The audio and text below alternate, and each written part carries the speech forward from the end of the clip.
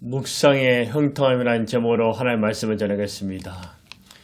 하나님의 말씀은 아무리 강조해도 지나치지 않습니다. 세상과 사회 사람은 변할지라도 하나님 말씀은 영원히 변하지 않습니다. 인간의 삶의 핵심 가치, 절대 기준은 무엇일까요? 부동산, 주식, 투자, 돈 등 재테크가 아니라 하나님의 말씀입니다. 하나님의 말씀이 최대의 복이며 영원히 남는 것입니다. 하나님의 말씀은 최상의 공격무기자 최대의 방어무기입니다. 요사가 칼날로 수많은 가난 적들을 무르치고 적과 꿀을 흐르는 축복의 땅을 차지했던 비결은 오직 하나님의 은혜와 하나님의 말씀의 칼날이었습니다. 에베소서 6장 17절에 성령의 검, 곧 하나님의 말씀을 가지라고 하나님께서 말씀하십니다. 오늘 말씀은 첫 번째 묵상이란 무엇인가, 두 번째 묵상의 유익은 어떤 것일까, 세 번째 어떻게 묵상할 것인가라는 내용으로 여러분들에게 말씀을 전하겠습니다. 첫 번째 묵상이란 무엇일까요? 묵상이란 존재 속에 스며들게 하는 것입니다. 묵상하지 않으면 말씀이 내 속에 흡수되지 않습니다. 나와 상관없는 말씀이 됩니다. 비가 식물에 흡수되어야 자라고 소금이 음식물에 녹아서 흡수되어야만이 음식의 맛을 내는 것처럼 하나님의 말씀이 내 영혼, 전인격, 내 삶에 스며들어야 합니다. 묵상하면 말씀이 존재 속에 스며들게 됩니다. 묵상이란 무엇일까요? 영혼의 파이프라인입니다. 물이 흐르는 곳에 모든 식물이 자라고 생명의 약동이 일어납니다. 물이 없는 곳에 기근과 전염병이 발생합니다. 하나님의 말씀이 없는 곳에 영적 기근, 영적 질병, 항폐함이 있게 됩니다. 하나님 말씀이 들어가는 곳에 생명의 역사가 일어나고 영혼이 살아납니다. 하나님의 말씀이 내 영혼 깊은 곳까지 흘러보내야 합니다. 묵상하며 하나님의 말씀이 내 영혼의 파이프라인으로 흐르게 되는 것입니다. 묵상이란 무엇일까요? 병을 치료하는 좋은 약입니다. 사람이 아프면 약을 처방을 받습니다. 감기에는 감기약을, 소화불량에는 소화제를, 두통에는 진통제를, 염증에는 염증약을 먹습니다. 약균이 온몸에 퍼지고 육체 속에 스며들면 약의 효력을 발휘합니다. 하나님의 말씀이 내 모든 육체, 정신, 영혼에 이르기까지 퍼져 영육간의 치료가 일어납니다. 일반 약은 좋은 수도 있고 부작용도 있지만 하나님의 말씀은 전혀 부작용이 없고 먹으면 먹을수록 영육간에 건강해지는 최고의 약이 되는 것입니다. 묵상은 무엇일까요? 묵상이란 말씀을 반복해서 생각함으로 내 삶에 적용하는 것입니다. 소같이 대세김질하는 동물들이 처음에는 먹이를 재빨리 씹어 삼킵니다. 하지만 오전 10시쯤 되어 음식물을 조금씩 입으로 토해냅니다. 그 후에는 그것을 철저히 씹어 넘어갑니다. 둘째, 셋째, 넷째 위를 통과하면서 소화된 음식은 동물의 피에 흡수되어 생명의 일부가 되어 힘을 내어서 일을 하게 됩니다. 이처럼 성경 말씀을 반복적으로 되새김질하는 것이 묵상이라 볼 수 있습니다. 하나님의 말씀을 묵상할 때 영적 영양분이 우리에게 흘러들어옵니다. 그 말씀의 능력이 우리의 영혼과 육체, 정신을 건강해서 피와 살이 되게 합니다. 주님께서는 우리가 하나님의 말씀을 가까이 하고 묵상하기를 원하십니다. 성경 말합니다. 시편 1편 2절에 오직 여호와의 율법을 즐거워하여 그 율법을 주야로 묵상하는도다. 하나님의 말씀을 주야로 묵상하라고 했습니다. 요서 1장 8절에도 이 율법책을 내 입에서 떠나지 말게 하며 주야로 그것을 묵상하라 했습니다. 시편 119편 97절에도 내가 주의 법을 어찌 그리 사랑하는지요. 내가 그것을 종일 작은 소리로 엎주리나이다. 묵상이란 한마디로 하나님의 말씀을 반복해서 생각함으로 내 삶에 적용하는 것입니다. 성경 통독과 묵상의 차이점은 무엇일까요? 성경을 많이 읽는 것이 통독입니다. 성경을 읽었으면 그 다음에는 묵상의 단계로 옮겨야 합니다. 통독과 묵상의 차이점은 신문 읽는 것과 연애 편지를 읽는 것 차이입니다. 신문 읽을 때 그냥 쭉 읽습니다. 하지만 연애 편지를 읽을 때는 세심한 관찰과 주의가 필요합니다. 기대와 흥분된 마음으로 읽습니다. 편지를 쓴 여인의 그 의도를 살펴보면서 읽습니다. 마찬가지로 성경은 하나님께서 우리에게 주신 사랑의 연애의 편지입니다. 하나님의 말씀을 진정으로 말씀하시는 것을 곰곰이 되새기는 것이 필요합니다. 두 번째로 묵상의 유익은 무엇일까요? 묵상하면 삶이 변화됩니다. 묵상하면 생각과 언어가 변화되고 마음과 태도와 행동이 달라지고 습관과 운명이 변화됩니다. 그로 인해 복된 인생, 가치와 의미 있는 인생, 행복한 사람이 됩니다. 성경의 위대한 인물과 역사 속에서 쓰임받은 인물들의 특징은 말씀을 묵상하여 삶이 변화되어서 하나님의 영광을 위하여서 쓰임받았습니다. 알버트 스바이처는 의사, 음악가, 학자, 박사, 다재다능한 사람이었습니다. 그는 누가복음 16장에 있는 부자와 거지 나사로의 비유를 읽고 묵상하다가 이처럼 거지 나사로와 같이 불행한 삶을 사는 아프리카 흑인과 일평생 함께 살기로 결심하고 흑인들의 아버지가 되었습니다. 하나님의 말씀은 우리의 인격을 변화시켜서 근원적으로 새롭게 되어 삶이 변화되게 됩니다. 묵상의 유익은 무엇일까요? 하나님의 음성을 듣게 됩니다. 하나님의 음성은 다양하게 들을 수 있습니다.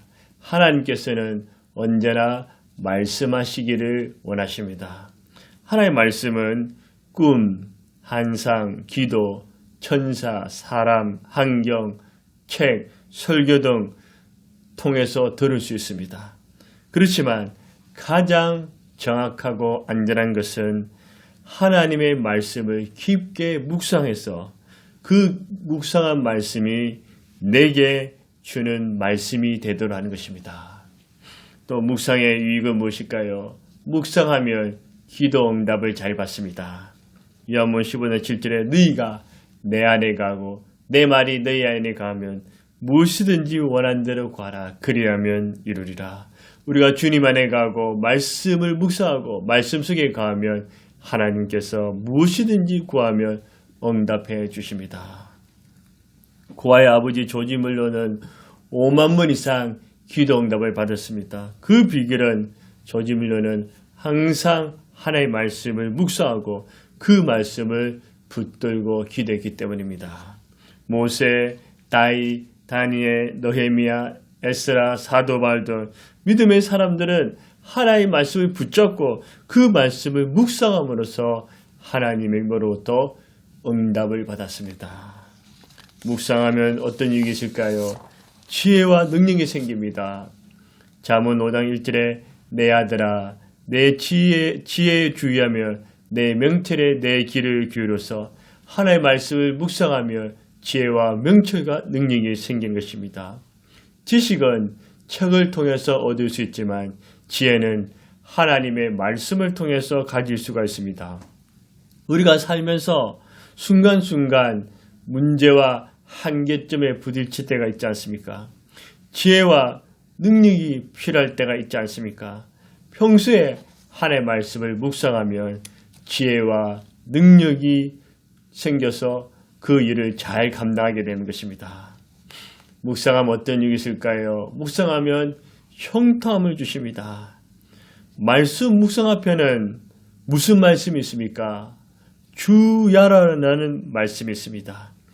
하나님의 말씀은 항상 밥을 먹고 물을 마시고 잠을 자듯이 한두 번 읽는 것이 아니라 생활의 설갑처럼 주의하러 하나님의 말씀을 묵상해야 합니다. 묵상 뒤에는 어떤 말씀이 있습니까? 형통이라는 단어가 나옵니다.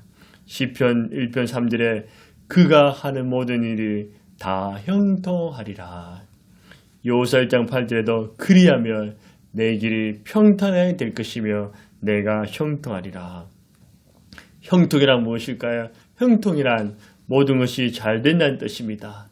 이 말씀은 우리가 살면서 역경과 고난, 괴로움, 슬픔, 아픔, 연단, 훈련 이런 일이 전혀 없고 모든 것이 만사 형통한 의미는 아닙니다. 이것은 자칫하면 기복신앙이 될 수 있습니다. 주야로 묵상하면 결과적으로 고난과 평안, 슬픔과 기쁨, 가난과 부유, 천함과 종기 이 모든 것을 합력해서 마침내 형통함을 주시겠다는 말씀입니다. 요셉을 보십시오. 17세 형들에게 미움과 시기로 죽을 뻔하다가 노예로 팔려갔습니다. 보디바의 집에서 성실하게 선하게 살았지만 억울하게 누명을 써서 감옥에 갇히게 되었습니다.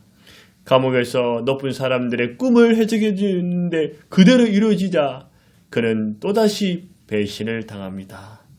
여전히 요셉은 고통 가운데 있었습니다. 하지만 주님께서는 이 고통 가운데 요셉을 향해 여호와께서 함께 하시며 형통한다라고 말하고 있습니다.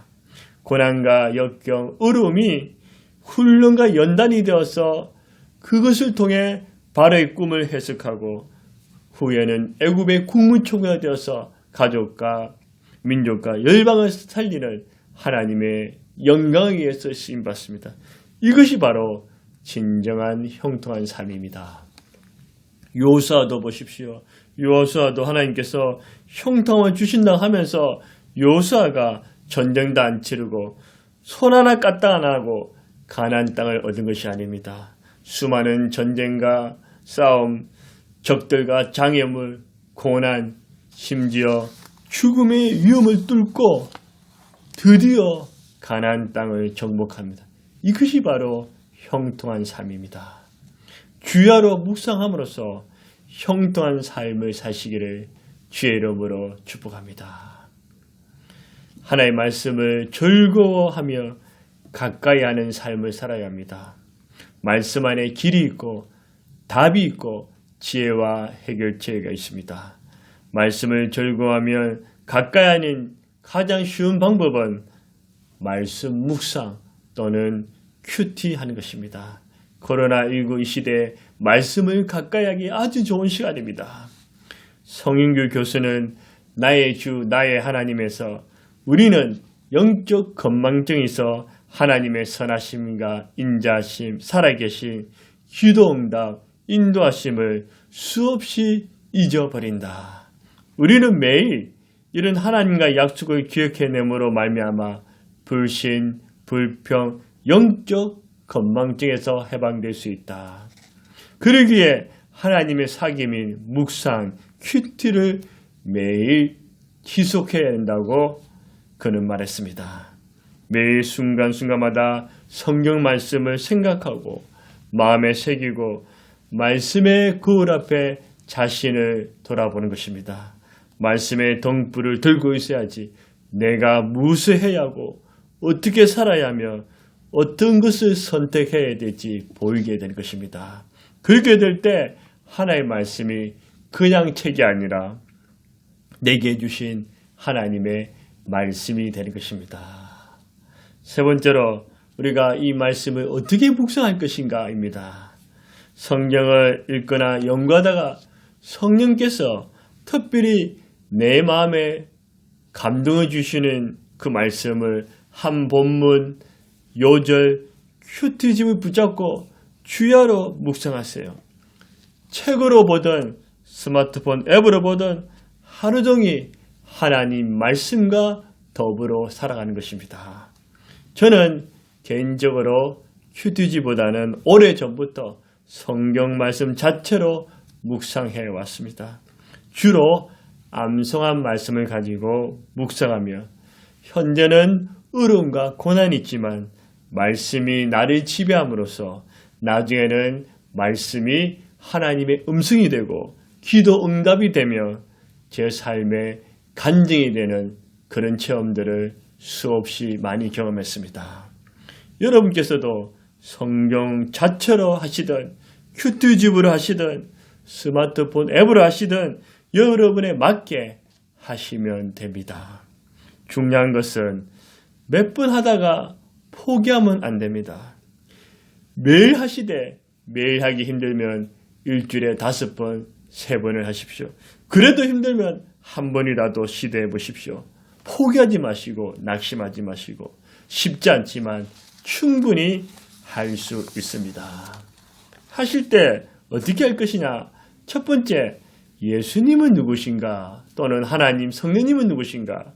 두 번째, 중심 내용은 무엇인가? 세 번째, 내게 주신 말씀을 적용하는 것입니다. 자, 구체적으로 보시겠습니다. 성경 한 본문을 묵상하세요. 예를 들어서 마가복음 7장 31절 37절에 그 본문을 읽어보세요. 이 내용은 귀먹고 말 듣는 사람들이 예수님께 들어와서 안수해달라고 간구함으로써 고침을 받는 장면입니다. 첫 번째, 예수님은 누구신가? 34절에 보니 에바다 하시니 이는 열리라는 뜻이라. 예수님께서는 말씀하시고 치료해 주시는 분이시다. 예수님이 나에게도 말씀하시고 치료하신다. 그렇게 보는 것입니다. 두 번째로 중심 내용은 무엇인가? 31절, 37절 내용을 한 번, 두 번, 세 번 정도 반복해서 읽었어요. 그래서 이 내용의 중심 주제, 반복되는 단어, 강조하는 내용, 문맥 앞뒤를 살펴보세요. 힘없고 말 듣는 자를 사람들이 예수님께 데려와서 간구하니까 예수님께서 고쳐주시는 내용입니다. 주님께서는 함께 중보하는 것을 기뻐하시고 주님께서는 사람들이 치유하실 때 어떨 때는 손으로 고쳐주시고 어떨 때는 말씀으로 고쳐주시는데 오늘 본문에 보니까 손과 말씀이 함께함으로 고쳐주시는 내용입니다. 세 번째, 내게 주신 말씀을 적용하는 것입니다. 예수님께서 에바다 열리라는 말씀을 저에게도 주세요. 간구하세요. 혼자 힘으로 힘들면 함께 믿음의 동역자와 함께 중보해서 간구해 보세요. 예수님이 닫으면 열 자가 없고 열면 닫을 자가 없습니다.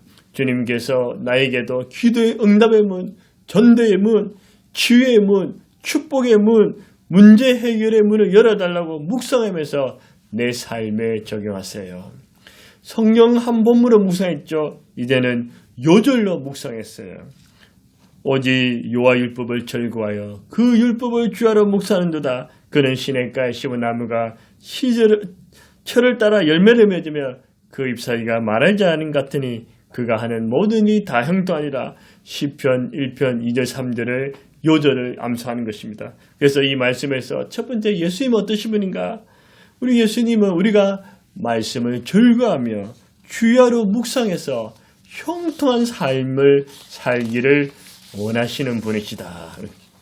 두 번째, 중심 내용은 무엇입니까? 세상의 그 어떤 것보다도 말씀을 절거하고 묵상하면서 살아가는 것입니다. 그러면 주께서 시냇가에 심은 나무처럼 열매 맺고 마르지 않는 그런 형통의 복을 주시겠다는 것입니다. 세 번째로 내게 주신 말씀을 적용하는 것입니다.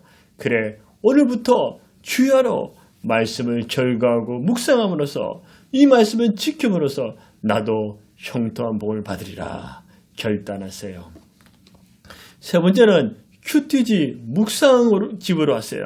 생명의 삶, 오늘의 양식, 경건생활 365일, 스마트폰 앱 등을 찾아보면 많이 있습니다. 하나 선택하십시오.